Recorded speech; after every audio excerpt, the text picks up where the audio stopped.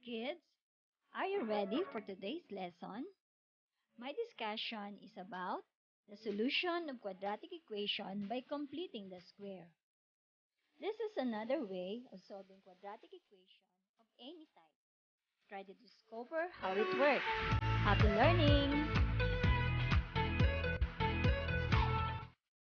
Before anything else, remember the following steps. First, write the equation with a constant term on the right side. If possible, divide every term by the coefficient of x squared other than 1. Take 1/2 of the coefficient of x, square it, and add the result to both sides of the equation. This will make the left side of the equation a perfect square. You simplify the right side. Then finally, apply the process of extracting the roots to find the solutions of the equation. Now, let us apply those steps in the following example. Let us solve x squared plus 4x minus 5 equals 0 by completing the square.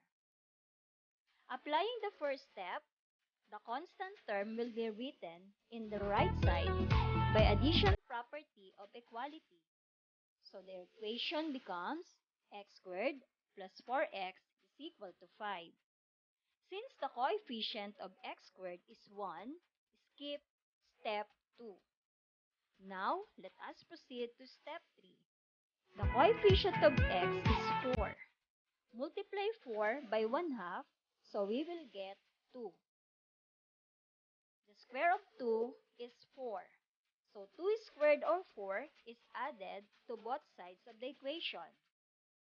The left side is now a perfect square trinomial. So it can be written 2, the square of x plus 2 is equal to 9.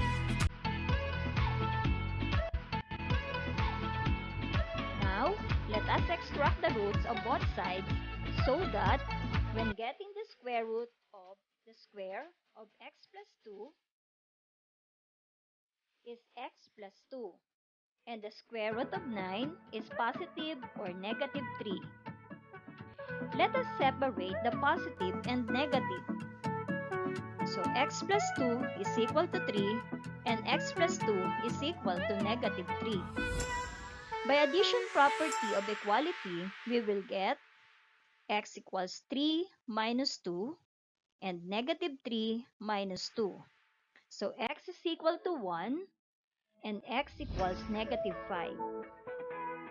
Therefore, the solutions are 1 and negative 5.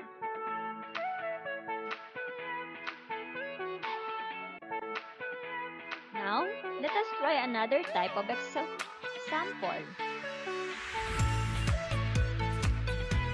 What are the roots of the equation x squared minus 6x minus 41 is equal to 0? Again, write the constant on the right side. Skip step 2. Now, let us get 1/2 of the negative 6, which is negative 3. Add to both sides of the equation, the square of negative 3 is positive 9. Factor the left side.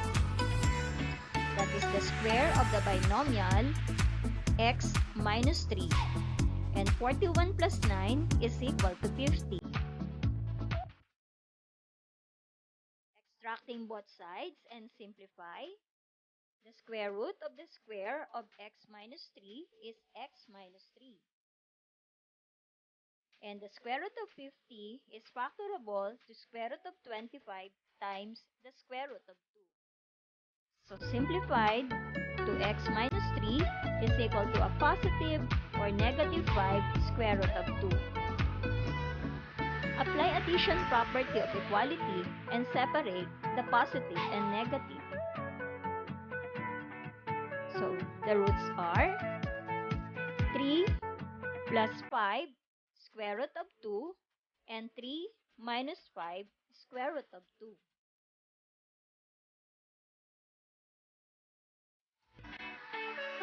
Now let us continue using this example. Solve for the solutions of 2x squared plus 5x minus 1 is equal to 0. Apply the first step. So 2x squared plus 5x is equal to 1 will be the result.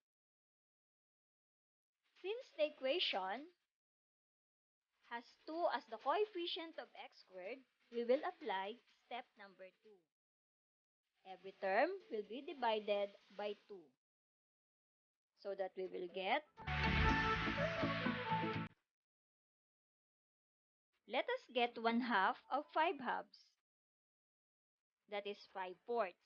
Then the square of it will be 25/16. That is added to left and right side. So making the left side a perfect square trinomial, let us get the LCD on the right side. When factored, it will be the quantity of x plus 5/4 closed quantity squared is equal to 33/16.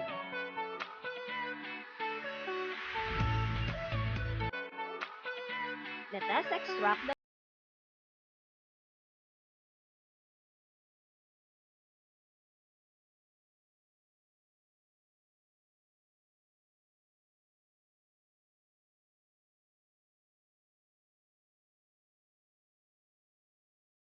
addition property of equality. So x is equal to negative 5/4 plus or minus the square root of 33/4.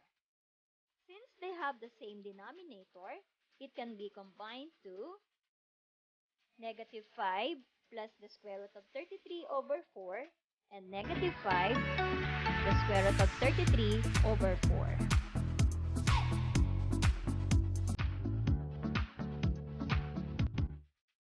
I hope you got the pattern in using these examples.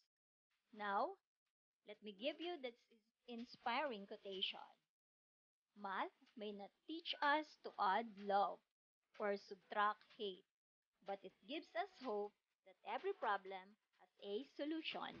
God bless everyone!